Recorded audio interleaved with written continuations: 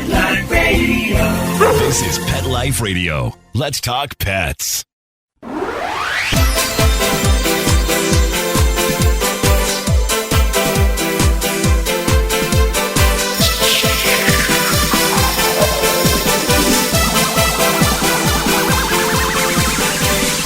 Hello! You're listening to Animal Party on Pet Life Radio with me, Deb Wolfe.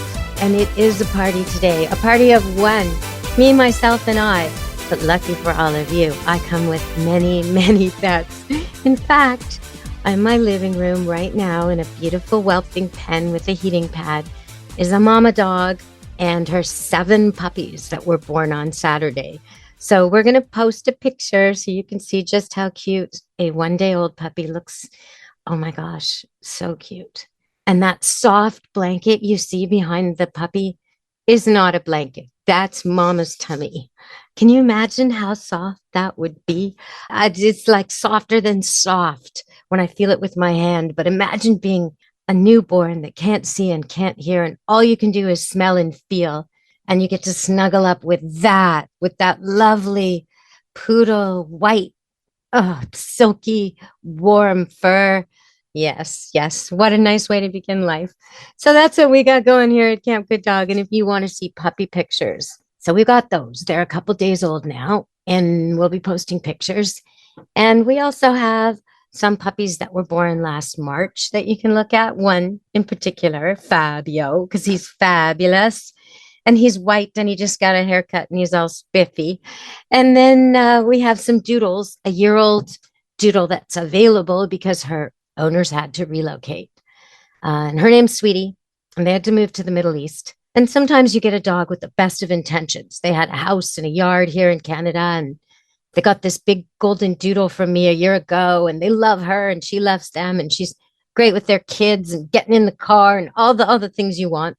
A very boisterous, athletic, happy-go-lucky, sweet-natured, loving golden doodle.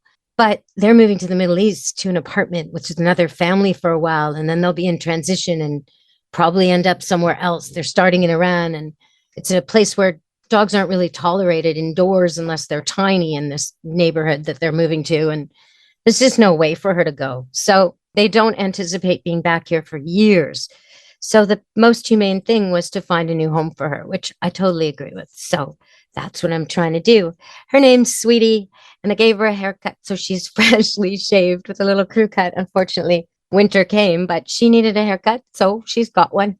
And if you have a dog that your timing gets off and you end up giving it a haircut in the wrong season, just put the jacket on. I know it seems cutesy and maybe it's only good for Pomeranians and Pekingese, but no, if you have a big dog that gets a surgery and gets shaved half its body, get a jacket. It's the humane thing to do, right? Or if you have a dog that gets groomed and you're just you call the groomer and they're busy and they're busy and they're busy, and then finally you get in and it's snowstorm day. Give your dog a jacket when you go for a walk. She's naked and it's cold out there. Think about it. Okay, so I want to talk about lots of things. So we got them available. We also have golden retrievers available. There were a lot of them, and now there's less. Half have sold, found new homes. Golden retriever purebreds. There's 5 males, no girls left, but that's okay because we have 3 golden doodle girls that are also looking for homes. All of them were born in August. So if you want to see cute puppies, this is what I'm saying. If you want to see these guys dressed up for Halloween, scroll back a week or two. If you want, because we dressed them up, of course we did. If you want to see Sweetie, or you want to see a golden retriever puppy that's a few months old, or a standard poodle puppy, or a golden doodle puppy, and you want to compare and you just like puppies, go to our Facebook Camp Good Dog page, because you will see puppies. That's what you'll see. All right, we're going to go to a break. And when we come back, I'm going to answer a listener's question, which was, why doesn't my dog learn by watching? Okay, well, first of all, your dog does learn by watching. Stay tuned to Animal Party on Pet Life Radio with me, Deb Wolfe. Take a bite out of your competition. Advertise your business with an ad in Pet Life Radio podcasts and radio shows. There is no other pet-related media that is as large and reaches more pet parents and pet lovers than Pet Life Radio. With over 7 million monthly listeners, Pet Life Radio podcasts are available on all major podcast platforms. And our live radio stream goes out to over 250 million subscribers on iHeartRadio, Odyssey, TuneIn, Stitcher, and other streaming apps. For more information on how you can advertise on the #1 pet podcast and radio network, visit PetLifeRadio.com/advertise today. Let's Talk Pets on PetLifeRadio.com.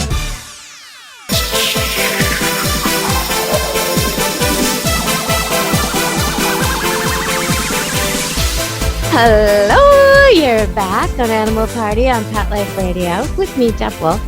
Why doesn't my dog learn by watching? He asks. Okay, well, your dog does learn by watching. I'll give you a few examples. The escape artist dog that notices when you don't lock the latch properly or your tenant leaves it open. They're watching. It looks locked. It looks closed. To the non-observant human that tried to close it, it seemed closed. But your dog learned that if he doesn't hear the click, he can open it. And now he's watching and listening and waiting for his opportunity. So it's a combination of smelling and listening and seeing, because most dogs are not as visual as they are auditory or smell influenced. But, things give off scents, things give off sounds, and they do pay attention. Some dogs are visual. And I'll give you some examples of those. So, first of all, any dog, no matter what breed, if he's really, really bright, he may understand visual commands. If you train him early to pick up on them with you, he'll be in tune to more visual things. Any dog can receive visual impact and learn from it. But some dogs are keyed up that way. They just can't help it. And these are the dogs you find staring at you, like border collies. Number one example. Like you sort of feel watched whenever you own one. Yes, because they're waiting for the next command. And if they were out in the field or the meadow or the pasture or the acreage, they would be looking for commands from a really far distance. So subtle things like the way you move your horse on the other side of the herd, or the way you signal with your arm, and your silhouette against the sky, like that's a lot of visual impact. So do they learn by watching? Yes. And if you're talking about learning new things, I have noticed a group effort here to outsmart me with gaits. So I think this is both learning by watching and communicating, because one dog will demonstrate. Dorita, the golden doodle, who's now 3, for example, will throw her body weight against the gate and demonstrate to the others that it moves slightly. Another one will watch this a little while, maybe a poodle, big poodle, and start throwing his body weight. Now we've got a twosome. A third one will come along and see that the gate is moving. And now we've got an open gate and they're chasing goats, and I have to go running out there with my staff and try to catch them all. Fix the gate, change the gate, repair it, make it so it won't work that way for a while. So do dogs learn by watching? I think they do. Here's another example. When I go down to the kennel, sometimes there's a dog who's checked in who's really nervous. And maybe he's warmed up to the person who was working when he checked in, but maybe he's never met me, or she's never met me, she's never met the staff, or it's just a new environment and the dog's panicking. And sometimes the dog really doesn't want to be touched, and it'll be hiding in the corner of its pen. There's water, there's food, there's a bed, but it's not having any of it. It's just hiding, shaking, sometimes snarling or growling at me, really upset, thinks I'm going to hurt it. And all I want to do is take it out, let it have a pee break, give it some cuddles, treat it nicely and bring it back in again. So what do I do in this situation? Oftentimes I will take another dog who absolutely loves me, one who's really demonstrative, like Sweetie, the golden doodle I told you about, or any golden retriever, any lab that's visiting, some dog who just knows how to cuddle. And I'll take that dog right outside the pen of the dog who's scared and just love it up. Just sit on the floor. Dog lies on my lap and I cuddle it. I tell it how good a dog it is. And a baby talk it and everything. And before long, the other dog's like, oh, she's cool. Okay. Yeah, well, if that's what she wants to do. All right, I'll go with her. I'd say 8 out of 10 times it works. So you can't tell me they don't learn by watching. If I were to take another dog and hold it outside that pen and do something maybe clean its ears, you know? So that would send the opposite message. Even though my intent is good, that would be the wrong way to go about this, because then the panicking dog would panic too. And the dog getting its ears done would send off all these, oh, I hate this vibe. And it wouldn't work out well at all. So even though it would be showing that I'm a carer, it's not the way to go. You want to just, give that dog treats and love and spoil it and make it look like the best thing ever. So if the dog's a ball dog, bring a dog out and play ball with it till the dog in the cage is dying to play ball with you. I mean, that's all you got to do. That means they're watching and paying attention. So I wanted to compare this to some other animals I've worked with. Cats. Oh, cats so learn by watching. They'll see a cat do something once and then they'll copy. And I'm thinking immediately, dogs do this too though, but immediately I'm thinking of the cat doors. When I install a new cat door, I change the door or I have to repair it or something's different about it. One cat will be brave enough to test it. Only one. It's usually a bigger cat with more weight to it, so it can push it open with its head. And the others will sit around watching. And then they'll all try it. So there's a good example. With the doggy doors over the years, I've noticed, because whenever I take one of my puppies that is waiting to be adopted up to the house for their turn to have, house time and all that, I notice how quickly they learn to go in and out my doggy door. And with poodles, it's the same day. With the standard poodle that comes up to the house, no matter what age it is, it sees the other dogs go in and out the doggy door. I never have to show it anything. It just does it. Same day. Okay.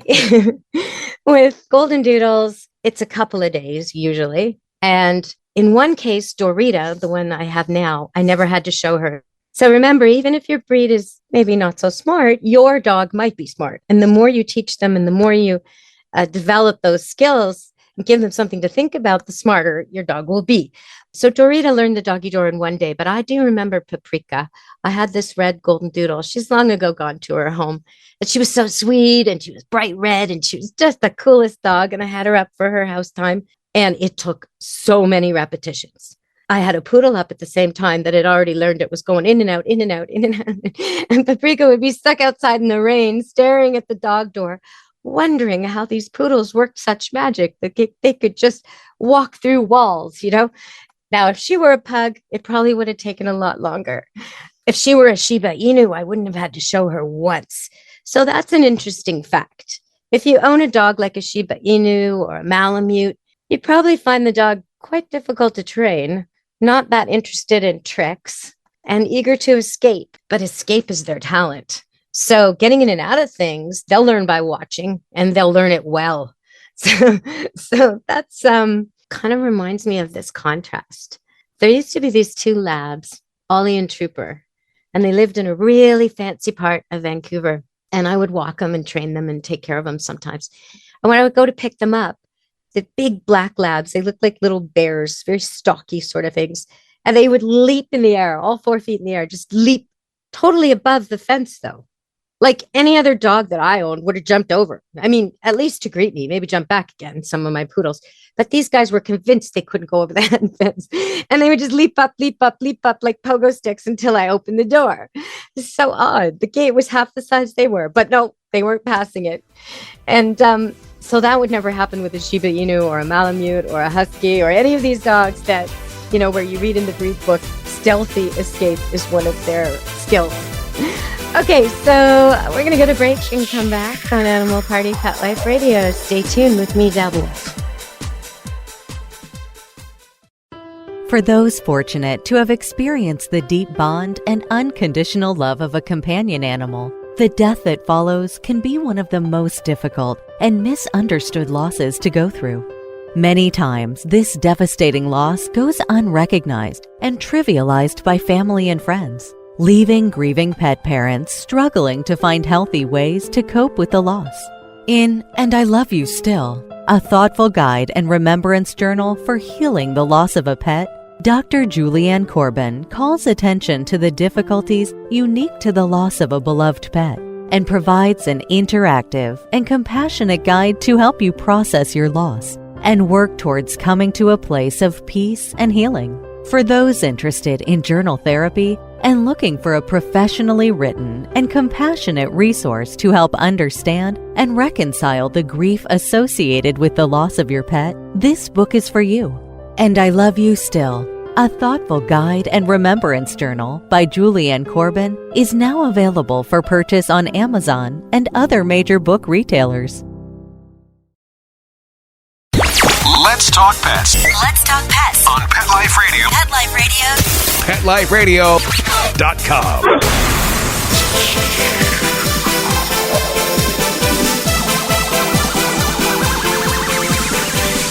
Hello, you're listening to Animal Party on Pet Life Radio with Deb Wolfe. And okay, I was listening to I was watching TV and this comedian was on the television and he was so funny. And he was talking about cats and he did a whole routine about cats. And one of the things he said was cats get to keep a box of their own poop in your house. Your grandma? No way. You'd never let her do it. And I thought, well, that's an interesting contrast. We do spoil our cats. Thinking about kittens and puppies and how cute they are. You know, a lot of puppies are born with this sort of, well, first of all, their eyes are closed. At 10 days, they open their eyes. And then it's not really dark brown or black like you would think. It's a bluey purple, just like newborn human babies often have. But kittens, they're always born with blue eyes and then they change. So when they open their eyes, it's always a flash of blue. And then you don't know what's going to happen. Well, you can kind of guess from the parents, but you don't really know. I'm just thinking. So light bulbs. Okay, we were talking about breeds. So the other day, some of my dogs got into this shelving unit that I've had there for ages, and they've never been interested in it before. I don't know what struck them. It has things in it like, their wormer medicine, their flea products. I mean, stuff that they're not really interested in. No food, a couple of screwdrivers, a hammer on the bottom shelf. It's a 3-shelf unit, but there were light bulbs in there that I'd forgotten were even in there. And for some reason, light bulb looks like ball, right? So one dog who likes to chew paper took out these light bulbs and chewed off all the paper. That was a poodle. And then another dog who likes to play with balls, a golden retriever, picked up the light bulbs and was taking them around the house. So I come down in the morning and there's light bulbs everywhere and chewed up paper. And she, I said, what happened here? And the golden runs over and grabs me a light bulb and brings it to me and drops it in my hand. Okay, so that's what happened. And the poodle runs over and starts chewing the paper that she's hoarded in her dog bed. And I'm just like, it's so by breed. I mean, any other dog would have been cut by that. Now I've moved the light bulbs, of course. And that shelving unit's been there with light bulbs for years. Don't know what struck them that particular day. But if it had been a terrier, if it had been a Doberman, if it had been a Wheaton, if it had been any other dog but a retriever with a soft mouth made to carry gently, I would have had vet bills of blood all over the place. So I'm really grateful that it was the golden retriever that picked up the light bulbs. So yeah, what a strange thing to wake up to, looking around going, what is going on here? And none of the dog, they're all sleeping, lying around, greeting me. Nobody, yeah. But, and she didn't think she did anything wrong. Obviously, it looked like a ball to her and she didn't break it. So good job. Yes, good job. They have to have jaws strong enough and the right temperament to carry a struggling, wounded duck without harming it. So we get to eat it. That's the deal there with the labs and the goldens and why they're so gentle with their mouths. And standard poodles are also retrievers. They're cold water retrievers. That's why that poofy haircut came about. It's designed to let them be streamlined in the water swimming and dry quickly, but still give them warmth and cushioning where, on hips and certain parts of their body that need it. It's been exaggerated to a degree that makes them comical or beautiful, depending on your perspective. But originally, they were German hunting dogs. And to that, I just want to do a shout out to Chris over there in Richmond. You sent me a letter. You promised me a picture of your poodle, your standard poodle, in lederhosen for Halloween. And I never got that picture. And I want that picture. So send me that picture. You know how. Okay. So I'm just going to go through a few other things before we wrap up the show. I also may get some footage of Nutmeg, who is a red standard poodle born here in March. And she went to her new family, as many pups do. But they were really unsure. Someone in the house isn't that well, and Only the mom wants the dog and the kids want the dog, but the dad doesn't. There's some kind of issue there. So they said, can we try her for a week? Of course you can try her for a week. So off they go. And the weekend went really, really well. But then the week came and they didn't follow instructions, which was to kennel her whenever you're not home and at night. And they left her in a room and she went, she partied like a rock star, basically. So now they don't know what to do. So we've tried to say to them, well, try what we suggested for the rest of the week. And if not, just bring her back. So she may come back too. And if she comes back, oh my, she's a looker. She is like red, red, red, and just beautiful dog. So if she comes back, I will surely post pictures of her too. And if you just scroll back on Camp Good Dog Facebook, you can see little Nutmeg, gorgeous little red poodle. So we do have quite a few puppies for adoption right around now. And then we'll be taking a break. I wanted to just comment on the news before we go. Apparently, Toronto is bragging again. Now, those of you in America may not know that there's a little bit of an attitude situation going on up here in Canada vis-a-vis Toronto versus everybody else.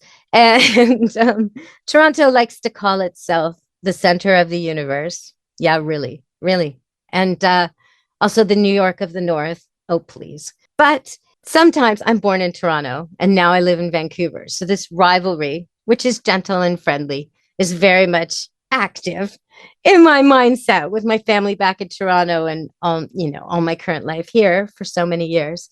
But Toronto, okay, I'm going to give you the award. You win on this, right? I'm always saying how Vancouver's better because it is in every single way, except Toronto, congratulations. You have more rats than Vancouver. Well done, Toronto. Accolades on that. Even though you're not a port city, you don't enjoy the ocean, you don't enjoy the world's traffic coming in and out. You stay home and you have freezing winters. You still manage to have more Norway rats than our lovely city with all our beaches. So congratulations, Toronto. I just wanted to send that out to you. Okay, so this is a weird one. In Central Saanich, which is on Vancouver Island, just recently, a cat was rescued. Really weird. Pickles the cat. And orange tabby male, kind of run-of-the-mill looking to me when I saw the footage. But anyway, kind of chubby. They found him inside a car engine and firefighters had to get this cat out. But when they got it out, and it was stuck and it was complaining, but when they got it out, it was so friendly to be touched and grabbed and taken out, even though it had obviously gone feral. It turns out Pickles was missing for 2 years. And now it's been reunited with his family. So well done, Pickles. Okay, so one more news story before we go. And this is a weird one, but I do like weird things, especially animal things. So you know how sometimes people have these weird conspiracy theories, or they think they believe in unicorns or Sasquatch or something like that. Okay, so we have one of those out here in Lake Okanagan, which is in the middle of our province of British Columbia. It's an unusually deep lake, so deep that even the most modern instruments can't track how deep it is. And there's legends and myths about a creature who lives in the lake, gigantic lake, connects to other lakes underground and all this. Okay, the creature's supposed to be sort of like the Loch Ness Monster, sort of dinosaurish with a long head and serpent, but a huge body, lives in the lake. And it's called the Ogo Pogo. You can look it up. I'm not making this up. The Ogo Pogo in Okanagan Lake. Okay. So there's been a sighting. Only this sighting, the people, the average, couple doing some camping or whatever, spot this thing and film it. And the film was on the news and I saw it. And sometimes you see something that tells you something and you hear them analyze it. You hear the experts report on it, and that makes no sense. This is one of those cases. What I saw, what they filmed, is something I have never seen before. I have no idea what that thing was. It was a floating, roundish, in all ways, 3 foot by 2 foot clump with nodules and horns that was alive. Now, I don't know if that's an Ogo Pogo larva or an Ogo Pogo half-hatched egg. I don't know. It had 2 horns. You can look this up. But the experts say it's an aquatic bird. Okay, I even worked with aquatic birds. I've worked with birds. That's not a bird. Birds don't look like that. I don't know why they say it's an aquatic bird. I think they just want to calm the public. Honestly, sometimes, at least a little bit of honesty would be good. I don't know what it is, but it's not an aquatic bird. So I want you to check that out. And you tell me, what do you think that thing is? All right. So if you have any questions, dogs, cats, strange occurrences in the animal world that are not aquatic birds, anything you want to tell me, you can reach me through Pet Life Radio. And if you want to see adorable puppies and kittens, or well, puppies, no kittens this time. I didn't even pose my cats in costumes this year. I had mercy on them. I just went crazy on the puppies and the dogs. So if you want to see dogs in costume and dogs just running around the farm in all different stages of puppies, go to Camp Good Dog Facebook. And there's one more thing I want to say before I end. I was looking at my numbers, and I'm really shocked and pleased that this show now has over 7 million monthly listeners, and we live stream to 250 million people that are subscribers, which I have to try not to think about when I go on the air, because that is a ton of dogs and cats. If everybody owns one, that's a ton of dogs and cats I'm affecting, which is wonderful. So I hope from me to all you listening out there, well, actually, if you've got a company and you sell something, you make something that's good for dogs or cats, contact us. We'd love to do commercials for you. And it's a very targeted audience. If you sell online, it's a perfect audience for you. So, okay, but I just want to say to all those 7 million monthly listeners and 250 million subscribers, thank you for listening. And from me, Deb Wolfe, Animal Party and Pet Life Radio, be good to your animals. Let's Talk Pets, every week on demand, only on PetLifeRadio.com.